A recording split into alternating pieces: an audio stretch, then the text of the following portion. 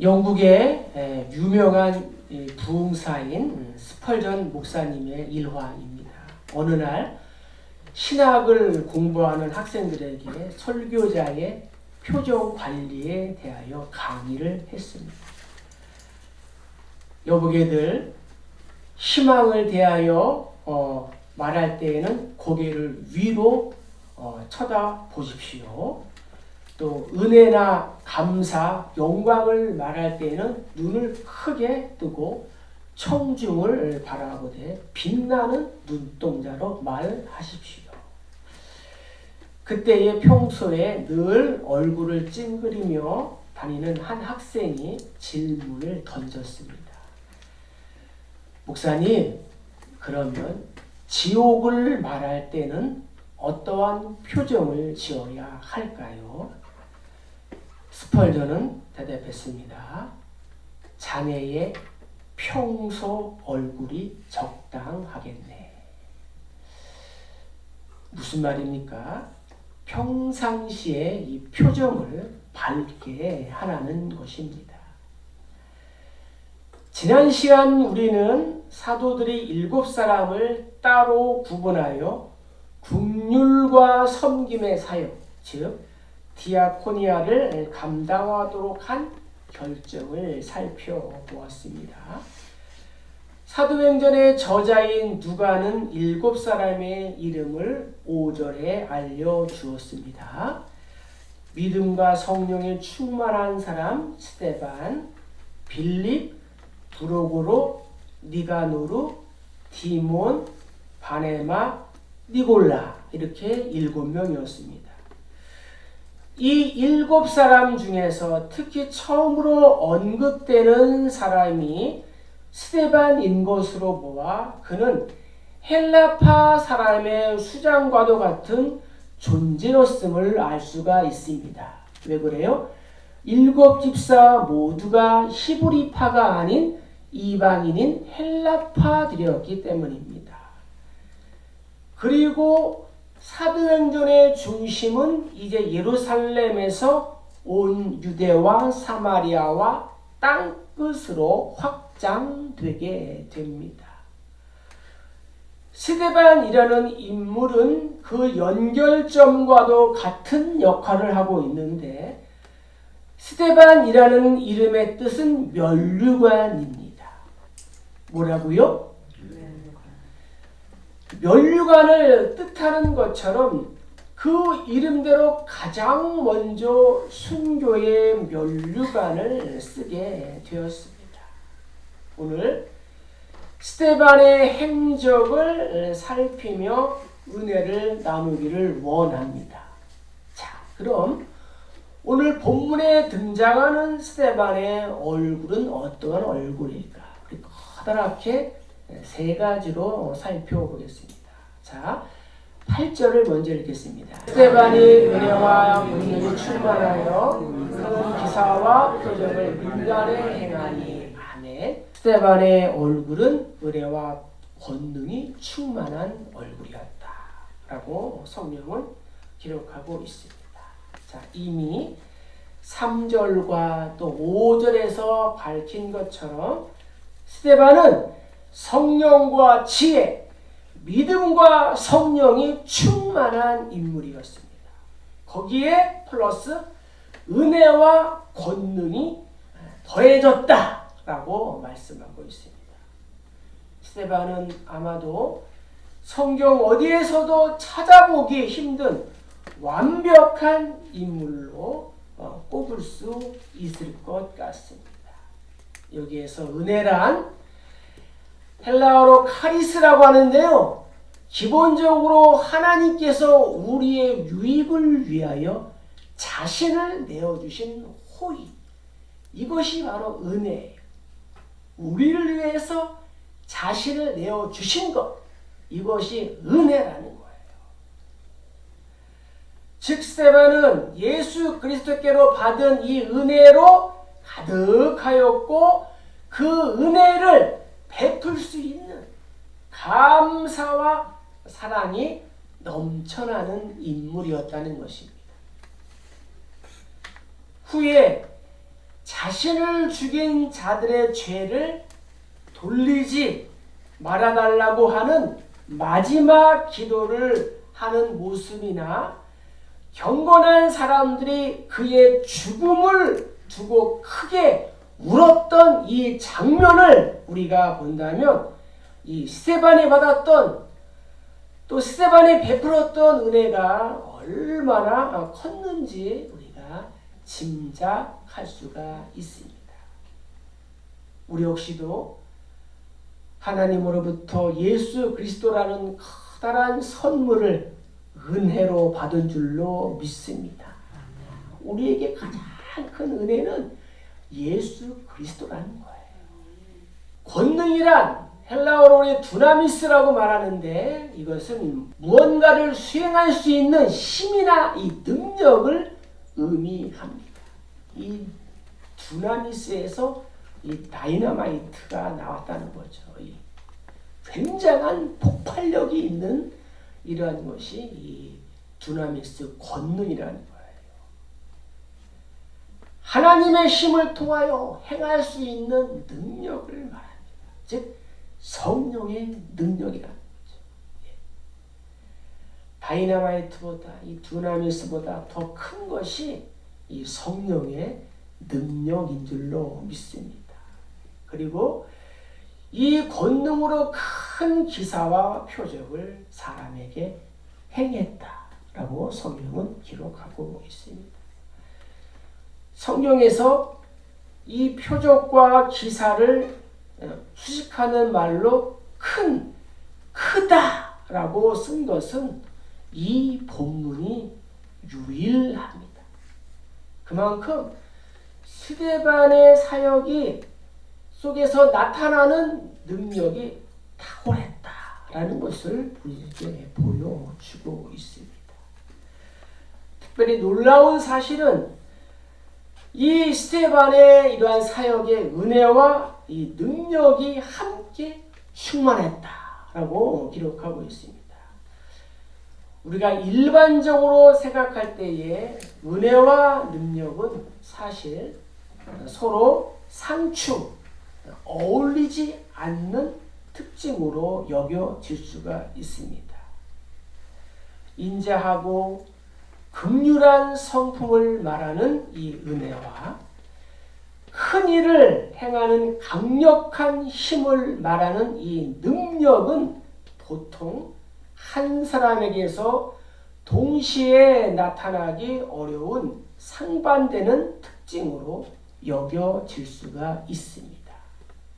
그래서 오늘날도 성격이 좋으면 능력이 없고 능력이 좋으면 성격이 좋을 수 없다고 보통 생각을 하고 있습니다. 하지만 스데반은 성령도 충만하고 은혜와 능력 모두 충만했다라고 성경은 기록하고 있습니다.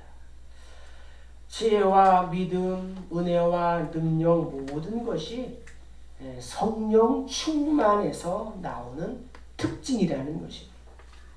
그리고 성령님은 비록 한 인격 속에서 나타나기 어렵다, 힘들다, 안 된다고 여겨지는 요소들도 하나로 통합하실 수 있는 분인 줄로 믿습니다.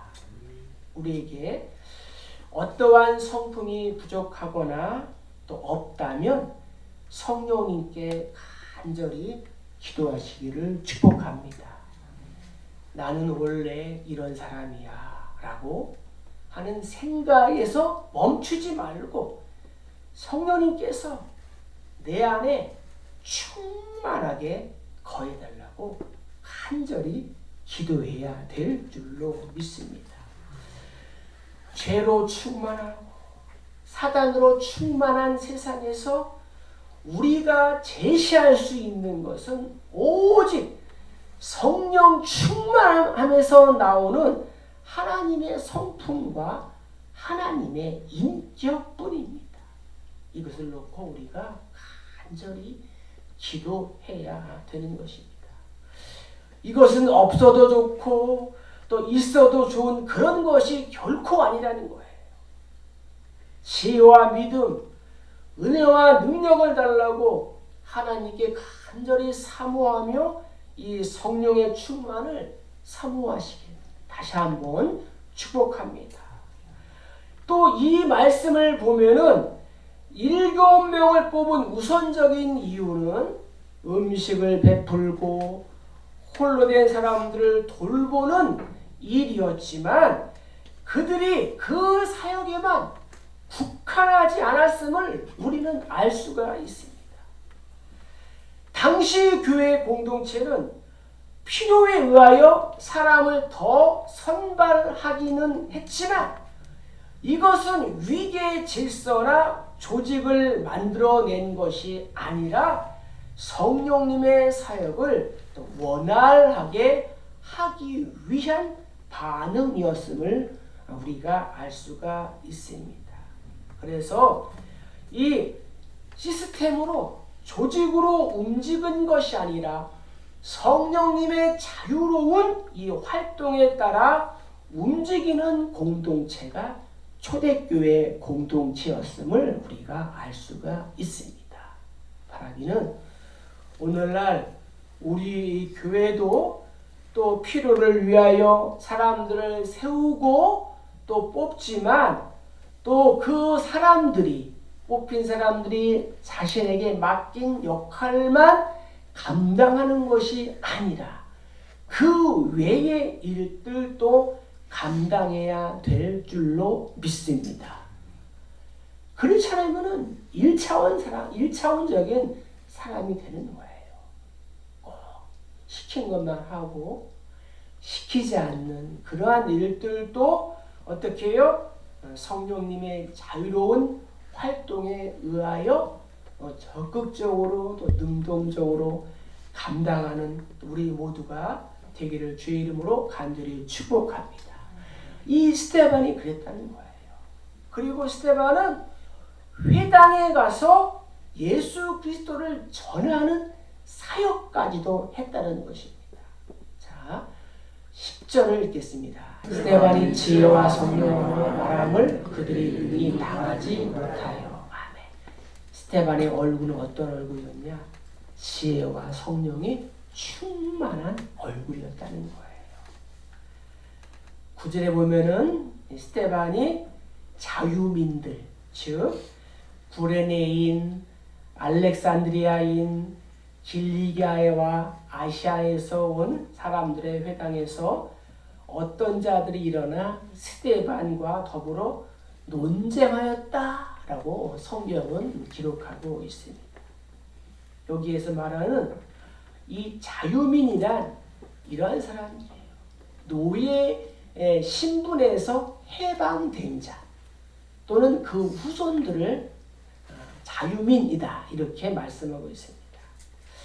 아마도 노예 생활에서 벗어난 디아스포라 유대인들이 예루살렘에 정착했던 것으로 보입니다. 이 회당은 유대인 공동체의 중심지로서 유대인은 회당에서 종교 예식을 할 뿐만 아니라 음식도 나누고 공동의 일을 처리했습니다. 회당은 기도하는 곳이었고 집회하는 곳이었고 때로는 재판하는 곳이었고 더 나아가서는 학습을 하는 그러한 곳이었습니다. 따라서 이 북아프리카에 해당하는 이 구레네와 또 알렉산드리아 출신인 디아스포라 유대인들과 터키에 해당하는 길리기아와 또 아시아에서 온 이 디아스포라 유대인들도 자신들의 회당에 모였던 것입니다. 누가는 스데반의 출신을 정확히 알리지 않지만 스데반 역시도 그러한 헬라파 유대인으로서 그들이 모였던 회당에서 전과 함께 생활을 했던 것입니다.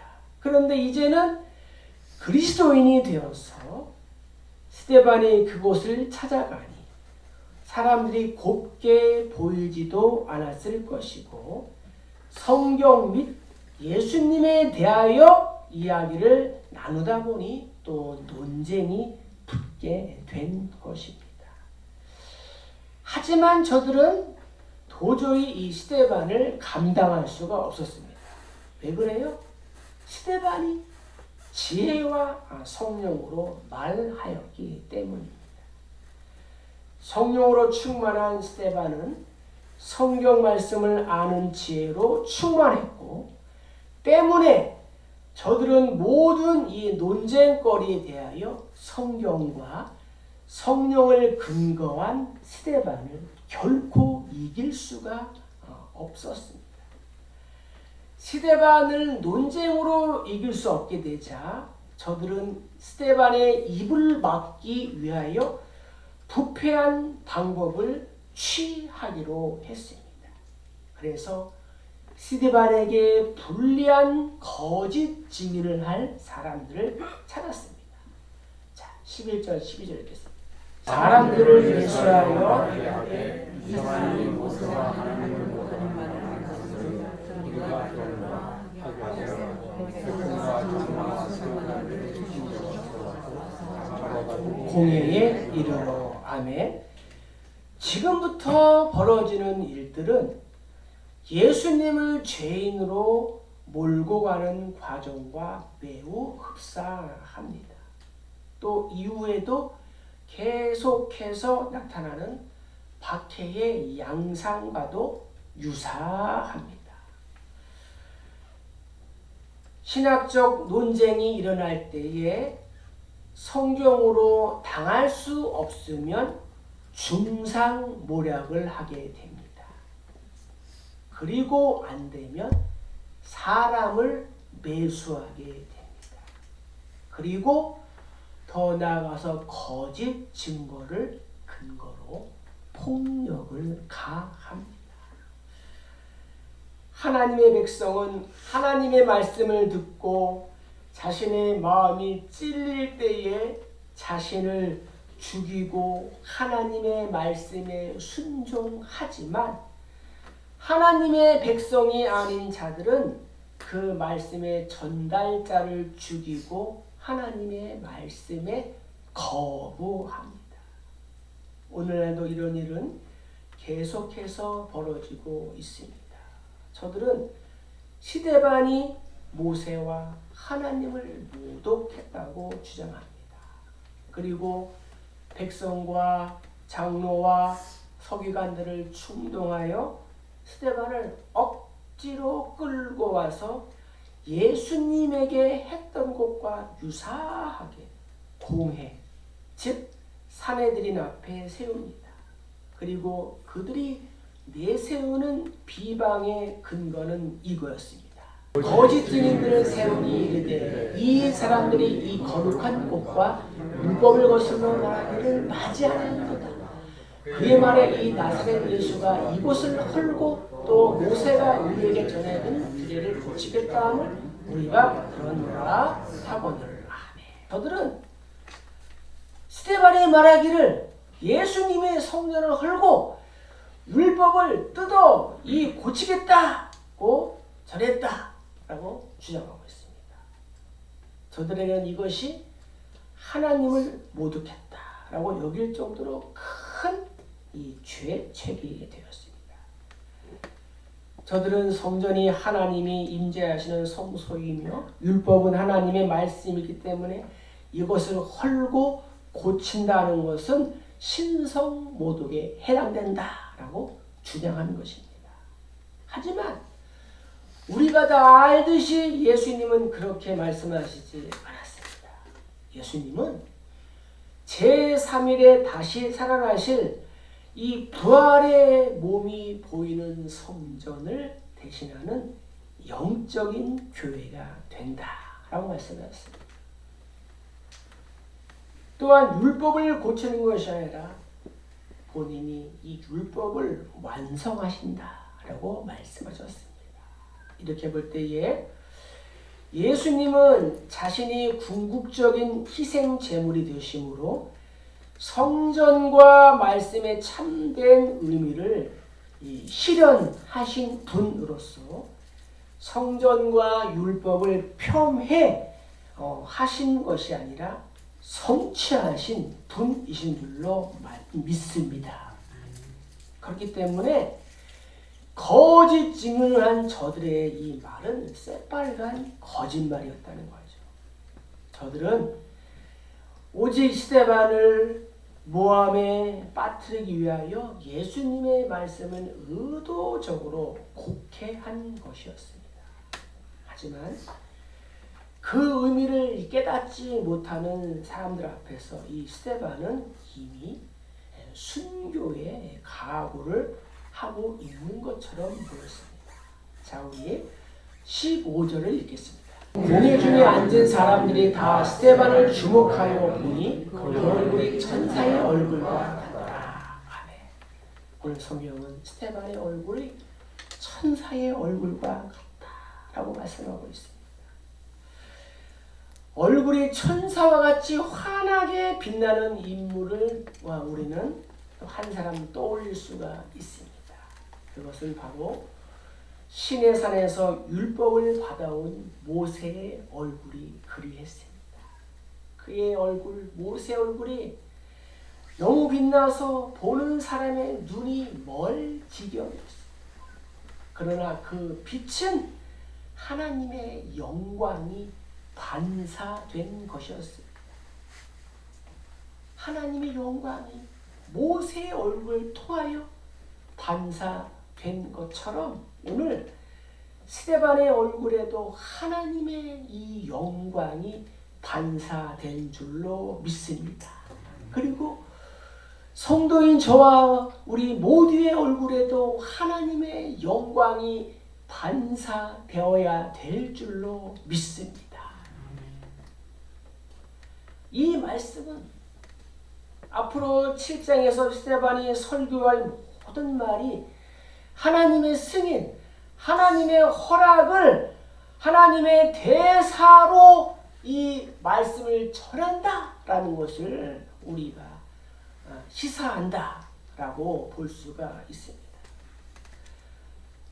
스데반은 죽을 수도 있는 엄청난 위협을 받고 있는 상황 속에서도 그 마음이 하나님이 주신 이 평안으로 가득했고 담대했음을 알 수가 있습니다.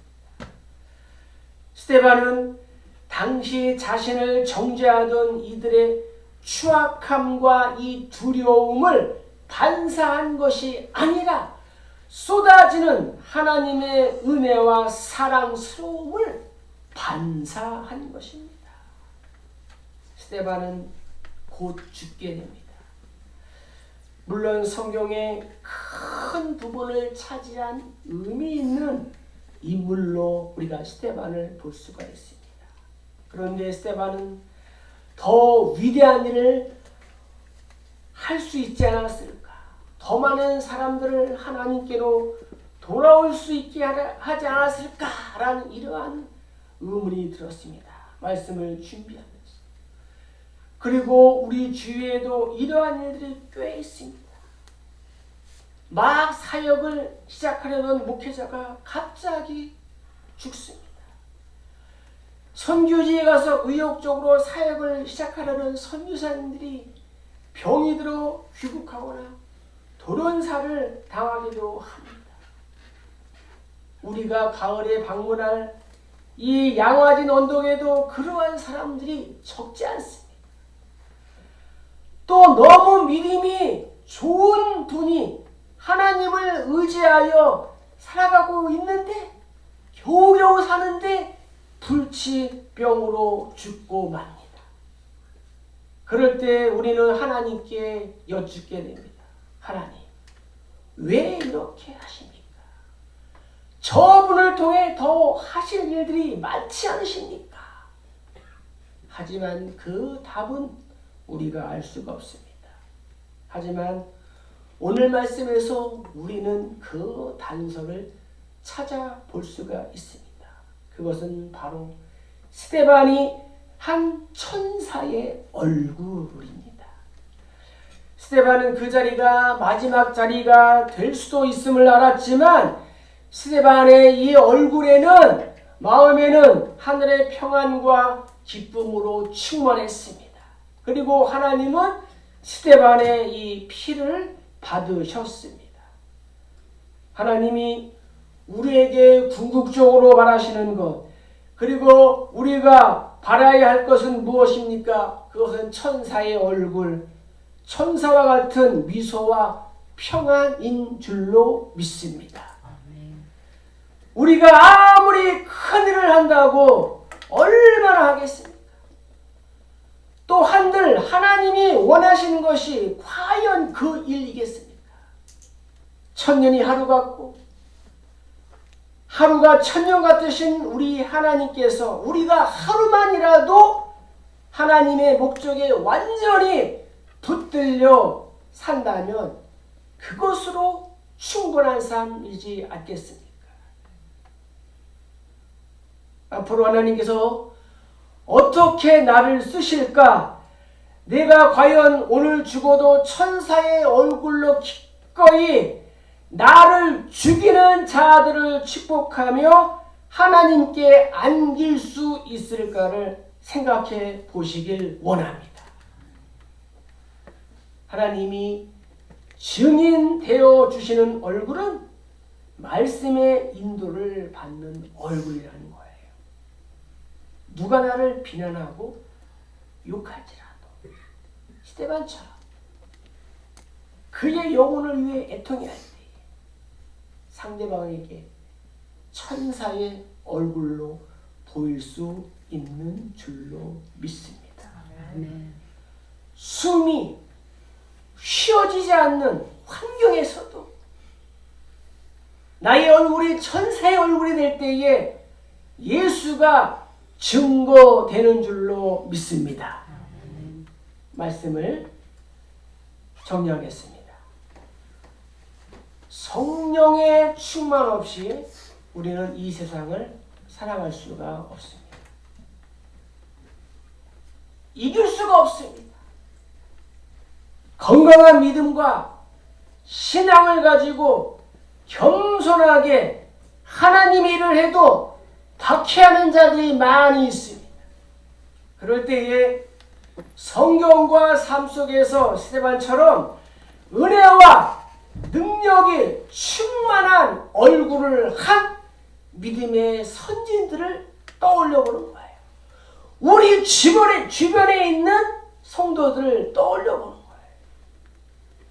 상대방이 나를 볼 때에 천사의 얼굴을 보게 해달라고 기도하시기를 원합니다. 성령으로 충만하여 예수님을 바라본 스데반처럼 우리 얼굴이 성령으로 충만하여 지혜와 믿음, 은혜와 권능이 충만한 천사의 얼굴들로 우리의 남은 삶을 살아가고 그렇게 하나님의 나라와 주님의 몸된 교회와 목회자의 목양에 큰 힘이 되시는 우리 모두 다 되시길 주의 이름으로 간절히 축복합니다.